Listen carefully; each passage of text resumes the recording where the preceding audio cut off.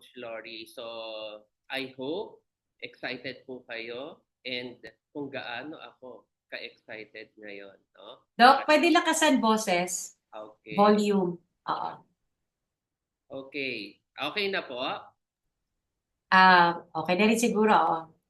Okay. Sige. Okay. So, good morning once again. I'm sure excited po kayong lahat and I hope yung excitement na yan ay excited nung sa akin dahil ang pag-uusapan natin ngayon ay first time kong i-discuss no, sa VNC and I know marami kayong mapupulot dito. No? Pero ang agreement natin, bawal pong matulog ha, dito sa topic natin. So, manatiling gising. So, ang title ng ating topic, Sleep is your superpower. Pero bago yan, sa mga first-timers, magpapakilala po muna ako. Ako po si Coach Doc Eric Herrera. Isa po akong internist, pulmonary critical care. So we started Herbalife 2014. Ganyan po ako kalaki. Alam nyo, bilang isang doktor, okay naman, no? Ang career. Ang downside lang is hindi kami nakakakain on time kasi may mga areas na dapat puntahan, kaya minsan lumalagpas din kami sa oras ng kain. And by the time na may time na kami kumain, kung ano na lang yung available. So hindi na mahalaga kung healthy, ang mahalaga mabusog kami, no? To continue the day's work. And with that, lumaki ako ng ganyan kalaki and habang lumalaki ako, pumapangit din yung pakiramdam ko. Buti na lang, along the way, na-meet namin, may solution pala. Despite the busy schedule, pwede pa rin pala kumain ng maging healthy, pwede pa rin pala magpaka-healthy through Herbalife. So ayun, tinuloy namin no, ang aming program. Kami produkto ng 10 days program and nag-shake, aloe and tea kami consistently. And with that, nag-lose ako ng 20 pounds at 4 inches sa aking bewang.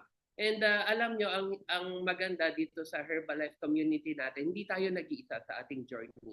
Nandito ang ating community, no?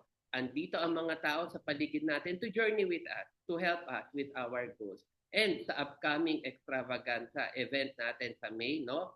Yan, sasama tayo dyan. Ang mga wala pang ticket, nako, magsibilin na po, especially this is allotted sa mga supervisors. Huwag nyo pong palampasin ito. Marami ang gustong pumunta dito pero hindi lahat ay qualified. Kaya kung isa kayo sa qualified, sumama po kayo sa akin. Okay? So enough of me. Proceed na tayo sa ating topic. So, gusto ko lang pong magbigay ng mga ilang insights, no? When it comes to sleep.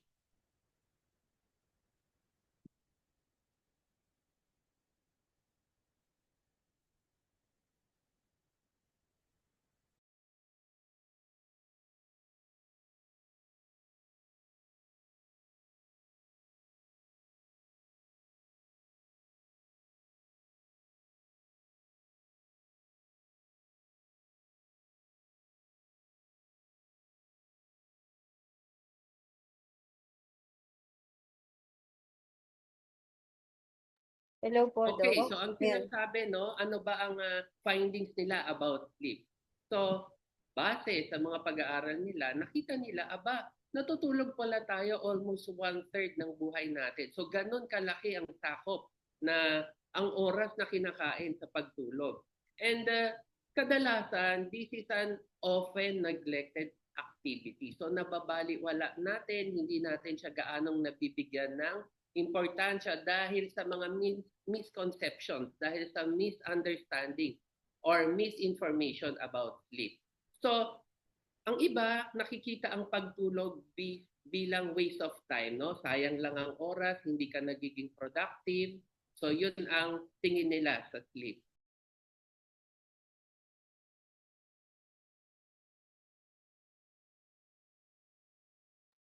Nag-mute ka, Doc. Tandaan natin na ang pagtulog ay hindi simpleng pagpapahinga lamang. Na kung saan, kung tapos na lahat ng ginagawa natin, okay, wala na tayong importanteng gagawin, matutulog na tayo. So parang least priority dun sa iba. Tandaan natin na ang katawan natin, ang mga critical na trabaho ng katawan natin when it comes sa pagbalanse at pag-regulate na mga vital systems ng ginagawa ng katawan natin such as circulation ng dugo, pag-grow ng ating katawan, at pagpapalakas ng ating resistensya. Nanggagaling po yan kung ilang oras ang nilalaan natin sa pagtulog. Okay? Sige. So, pag-usapan natin, ano ang relationship ng pagtulog with regards sa sex hormone? So, base sa mga pag-aaral, particularly sa mga lalaki, so nakita nila ang mga kalalakihan na natutulog ng between 4 to 5 hours of sleep every day, bumababa ang kanilang testosterone or yung male sex hormone nila by a decade. So 10 taon ang ibinabawas kumpara doon ang level ng testosterone nila kumpara doon sa mga kalalakihan na nakakakuha ng enough sleep. So 7 to 8 hours of sleep. So ganon kalaki ang diferensya.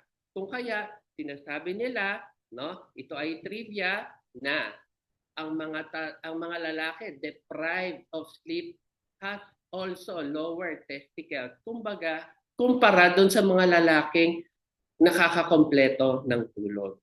Okay. The same is true doon sa mga kababaihan. So nakita nila sa mga kababaihan,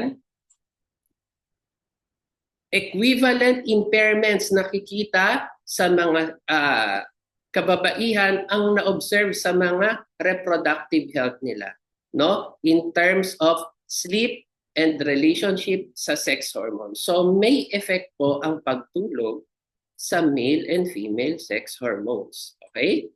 Next, sinasabi natin, especially nung tayo mga estudyante, kailangan pagkatapos mo magpuyat, huwag kang didiretso ng pasok or exam, kailangan mo magpahinga. Kasi yun yung time na i-absorb mo. Yung iba natutulog sa libro kasi sinasabi para ma-absorb, masipsip, no, ng brain lahat ng laman ng libro. Well, actually, base sa mga pag-aaral, kung mahalaga matulog after mo magpuyat, after mo mag-aral, mahalaga rin na matulog ka before ka mag-aral.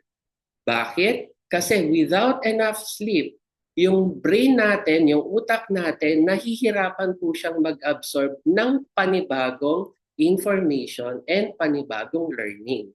So hindi po ito chismis. So ano ang basihan nitong findings na ito? So nakita po base sa pag-aaral, may ginawa pong pag-aaral na kung saan pinag-aralan nila ang mga healthy adults. Hinati po nila sa dalawang grupo. Yung isang grupo, natulog sila ng 8 oras. Ginawa po nila ito ng isang araw. Yung isang grupo, pinabayaan nilang matulog, makakompleto ng tulog ng 8 oras. At yung kabilang grupo, dineprive nila, hindi nila hinayaan matulog. Bawal po mag-nap or umeska po ng saglit na tulog, bawal po ang caffeine. No? So binantayan sila. The following day, after makakompleto ng tulog yung isang grupo at after magpuyat yung isang grupo, binigyan po sila ng learning materials the next day. Mga new learning facts na pag-aaralan ng dalawang grupo at sinubject po sila sa MRI. So ano po ang naging finding sa pag-aaral nito? Isang gabi lang po ito. Nakita nila na yung mga taong deprived or yung hindi nakatulog, meron silang learning deficit or memory deficit ng 40% kumpara dun sa nakakumpleto ng tulog. At nakita nila particularly yung hippocampus, yung area ng brain na kung saan parang information material or information sensitive area ng brain na kung saan siya yung tagatanggap ng information ng ating utak. And siya rin yung nagpo-proseso para ma-retain ito sa atin na hindi natin makakalimutan agad. So ito yung particularly na naapektuhan during that time. Okay? Sige.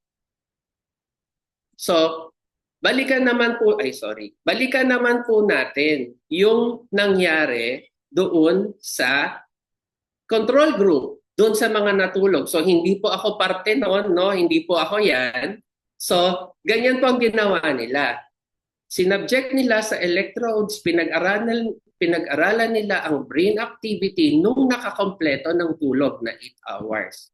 No? Na maganda yung learning uh, productivity nila. Nakita nila na ang brain waves ng mga taong nakakompleto ng tulog, mas marami po silang sleep spindle. So nakikita niyo po sa baba, so mas marami silang sleep spindle kumpara doon sa mga taong walang tulog. So itong sleep spindle na ito ay nakikita nila ito ay particularly helpful para sa mga tao para maproseso ang information at mas maganda ang retention ng kanilang memory. So nakita nila, mas mahaba pa lang tulog mo, mas nagiging active, mas lumalabas ang mga sleep spindles sa ating brain activity. Okay. Next slide. Ano naman po ang relationship ng ating tulog as we age? So alam natin na as we age, paiksi ng paiksi yung time frame. No, hindi na tayo nakakakuha ng full 8 hours, full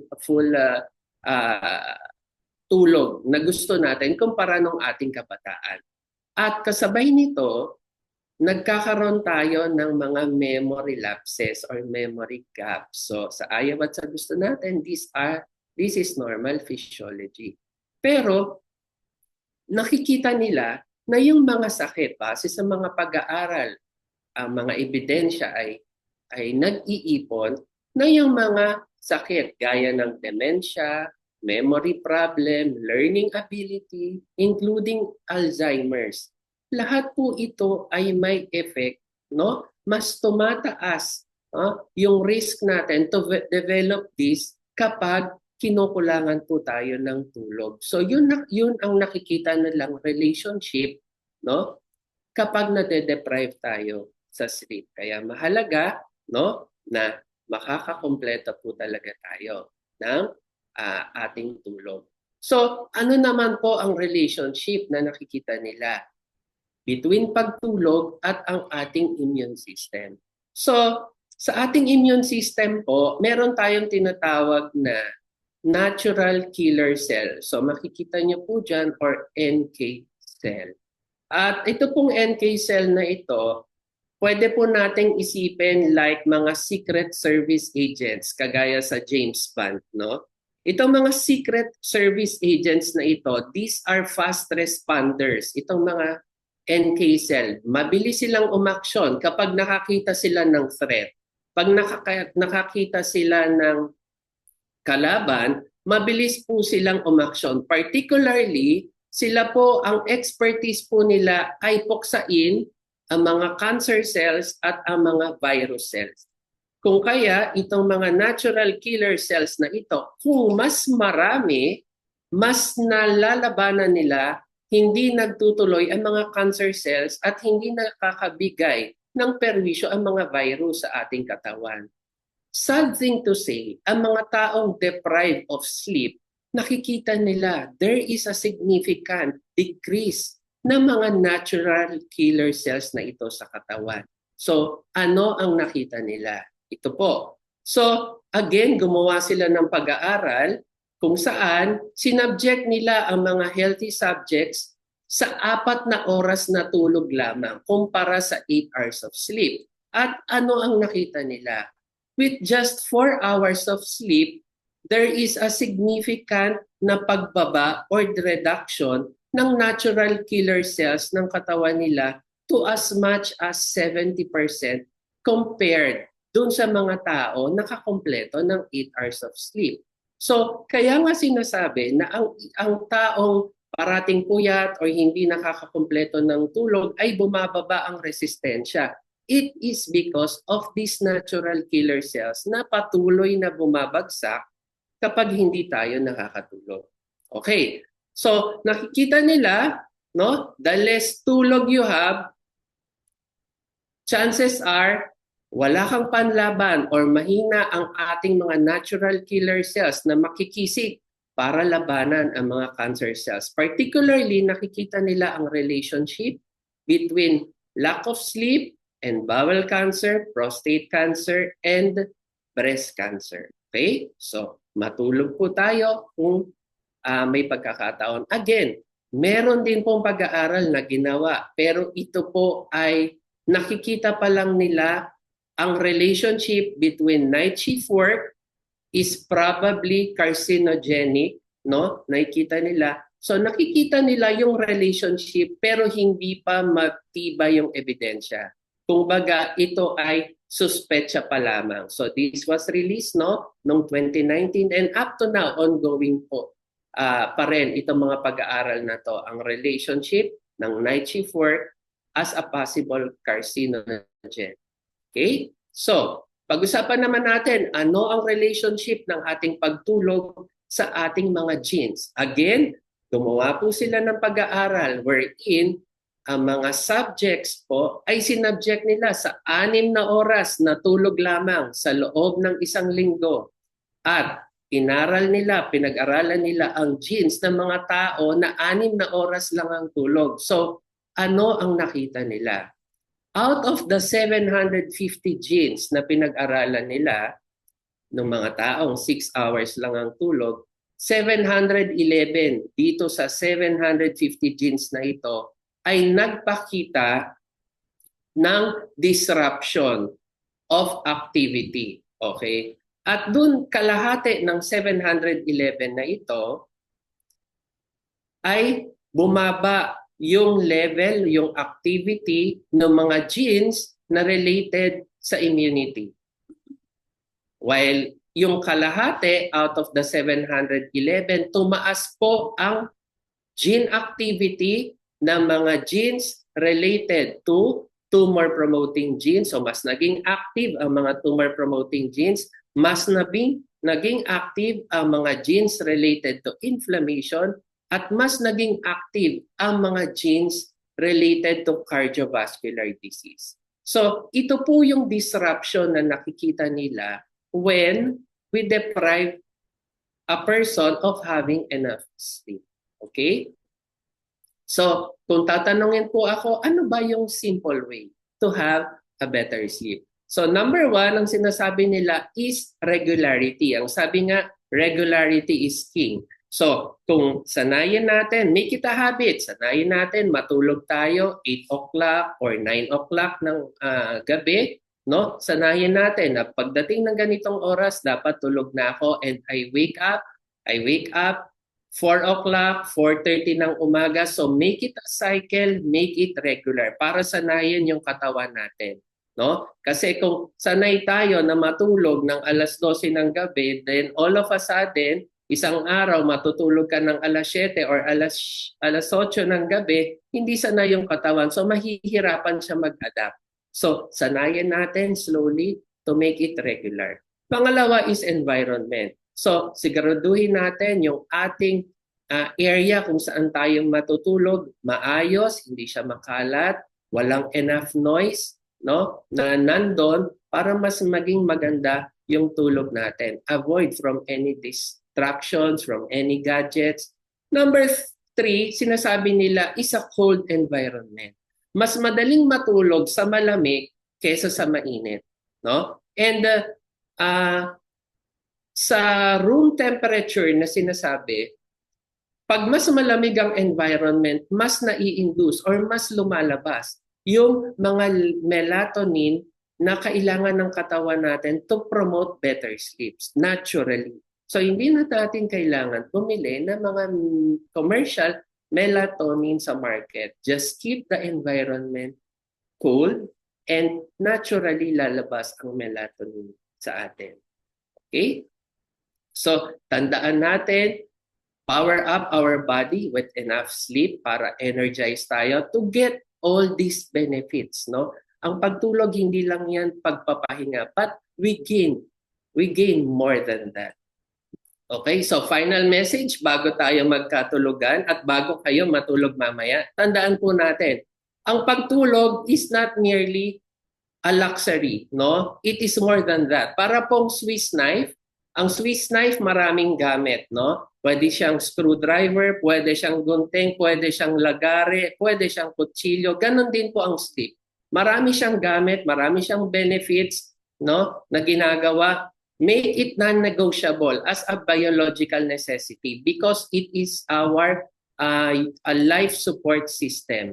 Yun din po ang paraan ng nature, best effort ng nature in preserving human life. And an adequate sleep nowadays, napakahirap na po makuha niyan, especially as we become industrialized. So, it's time to reclaim karapatan natin, matulog, nightful sleep, enough sleep for the day para hindi mag-suffer ang ating katawan.